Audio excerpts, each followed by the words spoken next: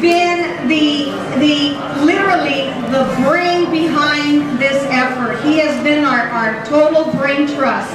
And I think that together with many of you in this room, he has been working for a long time to try to get us.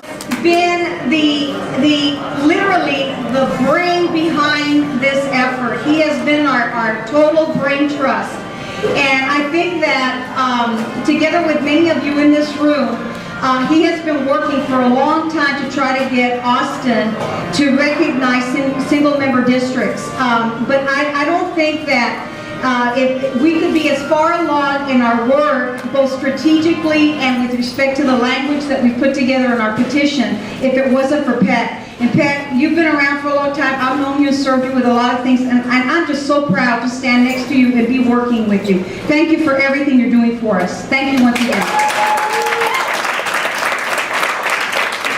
And as you know, things can't happen without having a strong coordinator and having somebody who really is the glue behind all the effort.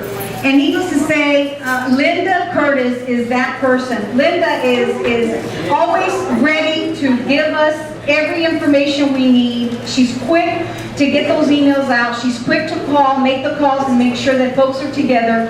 And if it wasn't for Linda, not only will we not be here because she's the one who helped put this party together, but really and truly, I think that all the brain trust could be there, but we maybe wouldn't have all the manpower that's gathered itself today. So Linda, thank you so much for your work as well.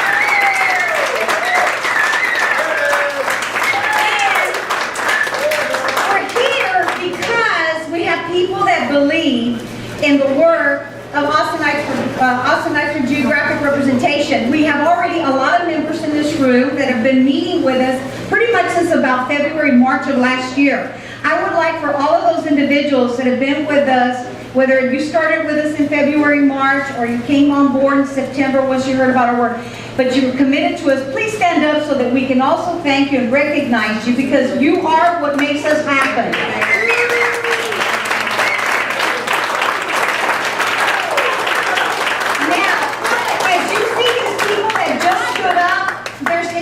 You know who they are, and I'll tell you why.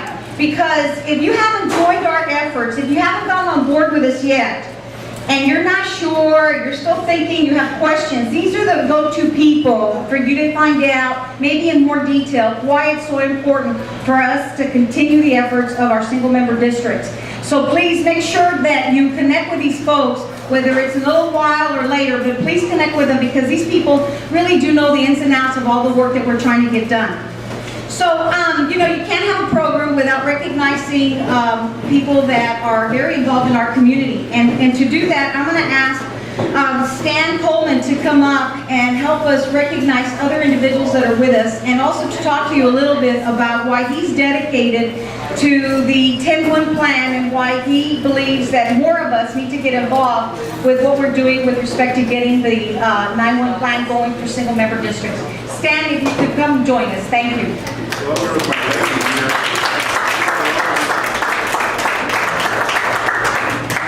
Well, good afternoon, everyone, and thank you for coming out.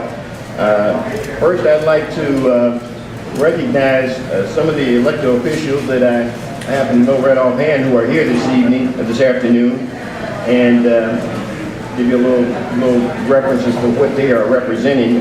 First of all, I want to mention Richard Franklin. He's with the Dale Valley. Debbie Russell is also with Dale Valley. And Lupa Sosa, she's with ACC board. You know this, and are there any others that I may have overlooked who are here that are candidates for any position? Please acknowledge, raise your hand, tell us who you are right away. Yes? Laura Presley, running for Austin City Council. Very good. Ben Wahlberg, running for 167th District Court.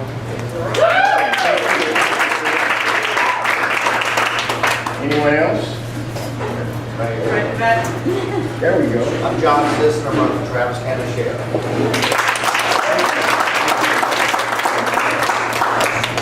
Franklin running for precinct, county commissioner, precinct 1.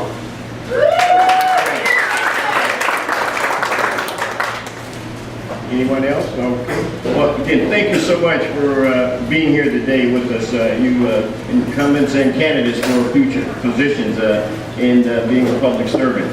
You know, this is one of the most important reasons that we are here, and that is about having a system in place, such as the 10-1, that will help us know who our district representatives are in our community. That is the biggest disconnect we seem to have at this time because of this at-large system that we've been trying to work with over I almost have to say the past 40 years. And the reason I say that is because those elected officials in the past 40 years have 4 zip codes in this community have dominated the political outcome of mayoral elections and city council positions for the past 40 years. And it's just totally outrageous that something like this could be happening in the largest city in this country that continues to operate within that large system. And to make a change going forward, it is that important that we have a voice in what happens in our government today.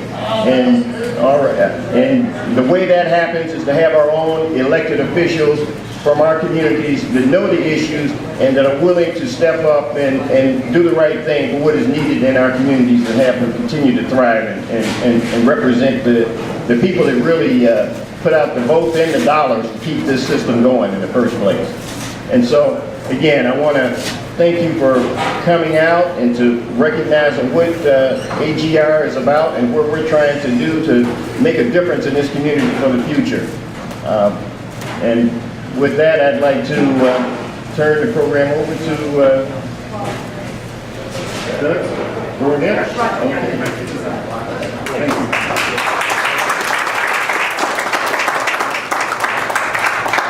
Thank you, Stan. I'm Roger Borgelt, and I think it's incredible, the group of folks that we have pulled together to support this 10-1 plan.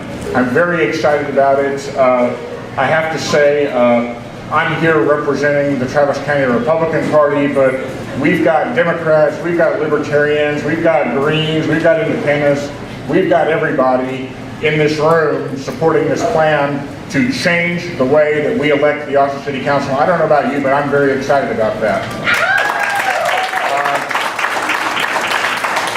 It has been too long since the neighborhoods in this city and the various diverse communities that we have here have had a say in how the city government is run.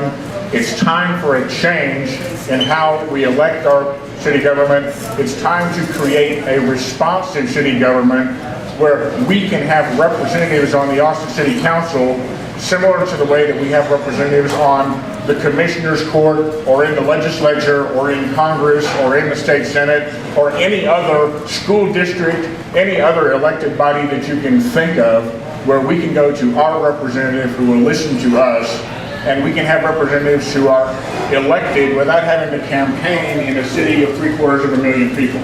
So I'm very excited to be a part of it. I'm very excited to be a part of the petition drive. And I think that people from all ends of this city, whether it's Del Valley, Oak Hill, or Anderson Mill, ought to have a voice on the Austin City Council. And I'm excited to be here, excited to be a part of it.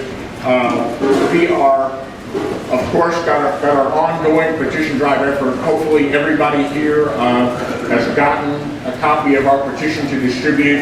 If you haven't, you need to get one before you leave. It's very important.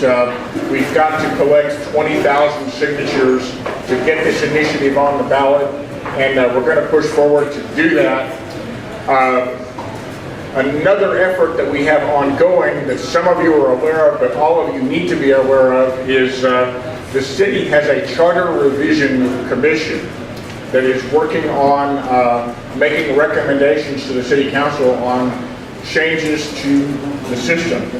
And we have been actively testifying, lobbying, talking to the people on this committee. Several of them seem to favor what we're doing. We have others who are on the fence or maybe at this point opposed. There is a meeting on January 5th at 6:30, and please put this on your calendars, January 5th at 6:30, and do we have a location? Is this at the Mexican American Cultural Center? Okay. This meeting will be at the Mexican American Cultural Center, January 5th at 6:30. You need to try to be there to sign in for public comment in favor of this 10-1 plan. 10 geographic districts, mayor at large. It's very simple, it's very fair, it's very representative. We have the Citizens Redistricting Commission that will be drawing the district lines to try to make sure that the districts are drawn in a fair way. And we've got talking points for you if you need those to come and testify in favor of our plan. Another important thing is there are members of the commission who, if you know them, we would love for you to contact them, because these are people who either we think are on the fence or might not be with us at this point in time. So if you know any of these people, we need you to get in touch with them before January the 5th and try to use whatever influence you have with them to get them behind the plan. I'm going to read off these people to you so that you know who they are. Again, any of these 6 people, if you know them at all, try to use your influence with them. David Butts, Ann Kitchen, Susan Moffitt, Fred McGee, Dolores Lindsay Jones, and Richard Young. So if you know any of these people, please try to contact them before January 5th and influence them. We're going to do the best we can to get them to recommend our plan to the Austin City Council. And we're going to push forward with our petition drive anyway, and we want everybody to help with that. But please do what you can. And I'm going to turn this back over to Eliza, but thank you for being here. Thank you for helping us. Let's go forward and change the way we elect our city government. Thank you.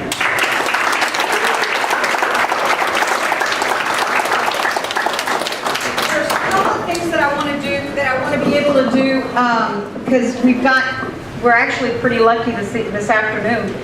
First and foremost, there's a person in this room that has been equally as invested in getting single-member districts in this community for a very, very long time, probably as long as most of us good Democrats have been working the community.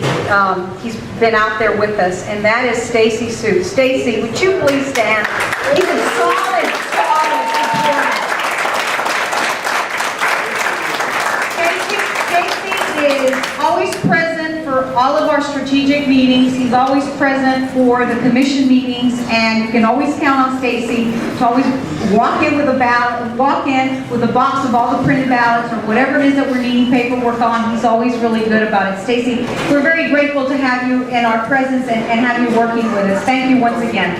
The other nice surprise that we have is Fred Cantu, who is a member of the Charter Review Commission that was already discussed, is here with us, and I'm going to go a step further and not just recognize him, but actually ask him if he would please come to the podium and talk to us a little bit about the meeting on the 5th of January, because it's such a critical time for us with respect to the work of the Commission. So Fred, thank you, and thank you again for all the work you're doing as well.